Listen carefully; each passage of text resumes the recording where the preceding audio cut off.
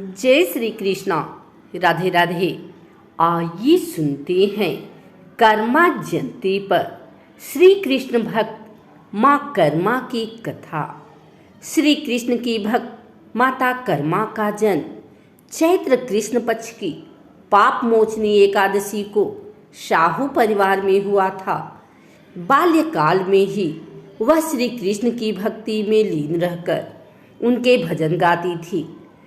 उसके मनोहर गीत सुनकर भक्तगण झूमने लगते थे।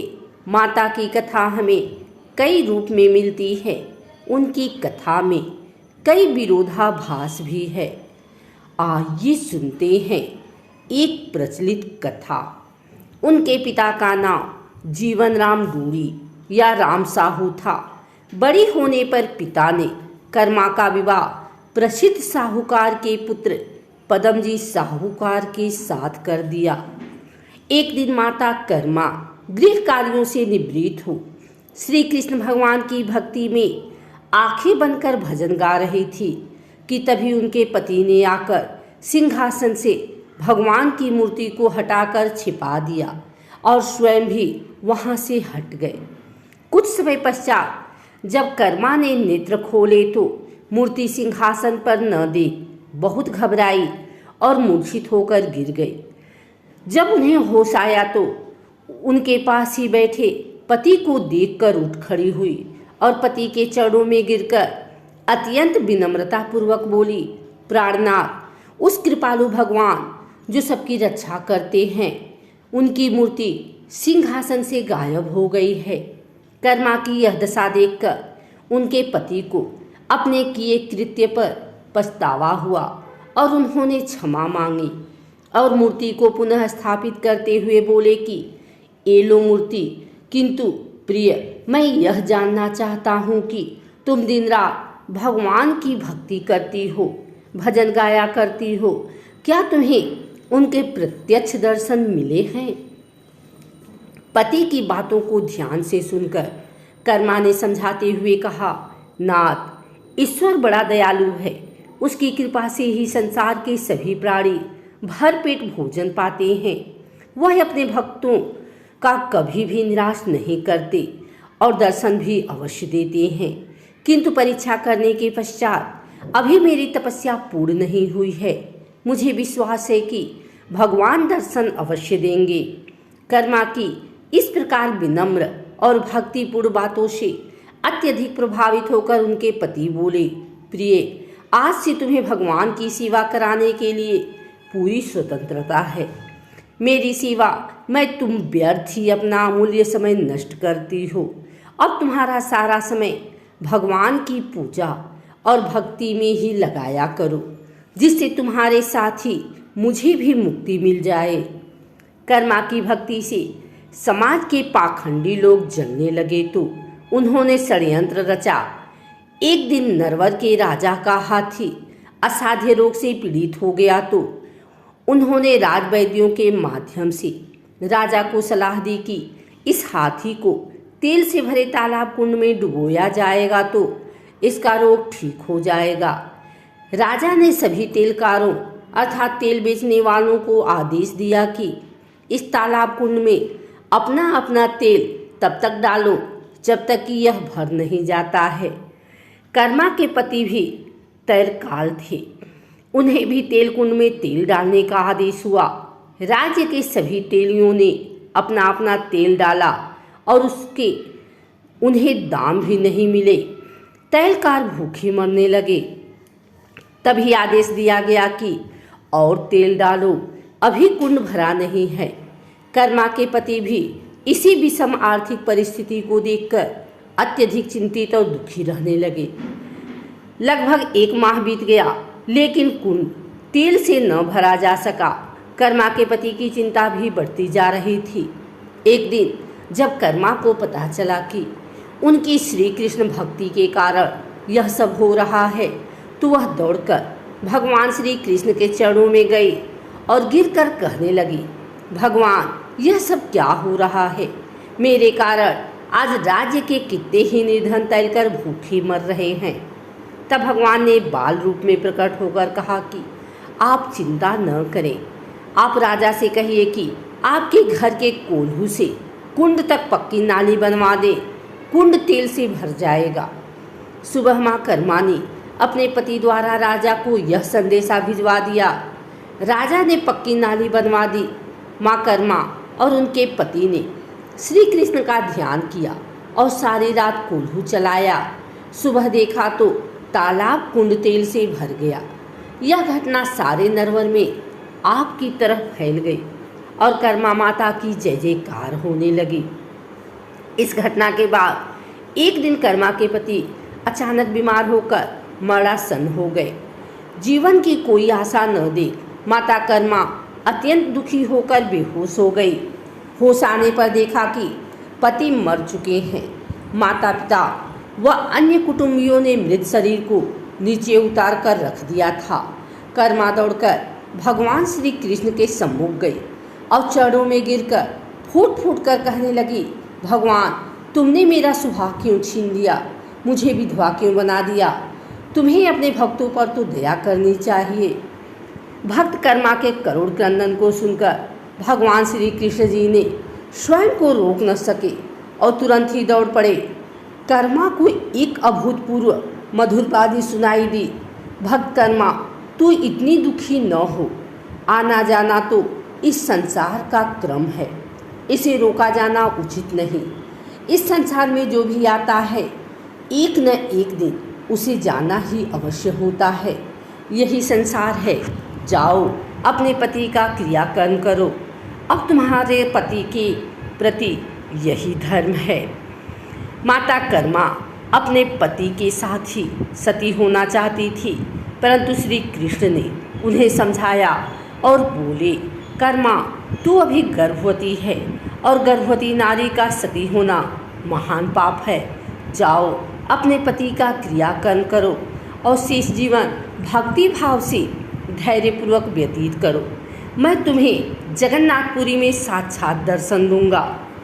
भगवान की यह आकाशवाणी सुनकर कर्मा ने अपने पति के साथ सती होने का विचार त्याग दिया।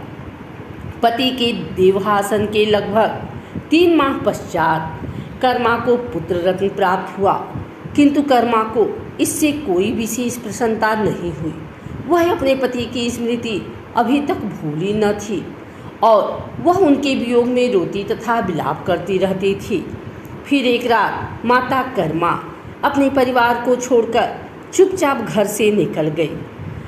वह श्री कृष्ण के आदेशानुसार जगन्नाथपुरी के मार्ग पर चल पड़ी। रात भर वह कितनी दूर निकल गई उन्हें कुछ ज्ञात नहीं। दूसरे दिन प्रातःकाल कर्मा नित्य कर्म से निवृत्त हो भगवान का भजन कर पुनः आगे ही और चल दी।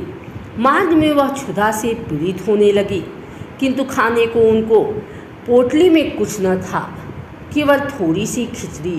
पूरी में भगवान का भोग लगाने के उद्देश्य से उसकी पोटली में बची थी।